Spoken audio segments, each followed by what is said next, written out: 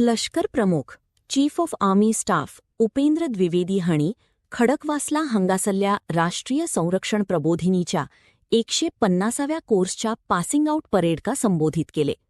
यावेळार उलयताना तांणी सांगले की भारतीय सशस्त्र दला सदाच हाय ऑपरेशनल अलर्टचेर आसात आणि गरज पडल्या ऑपरेशन सिंधूर 2.0 खातीर पुराय तरेन तयार आसात.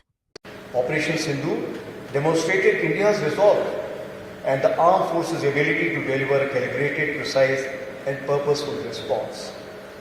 This operation underlined the importance of integrated planning, real-time intelligence, precision targeting, strong air defense, secure communications and synergy across domains. The Indian Army is fully conscious of these changes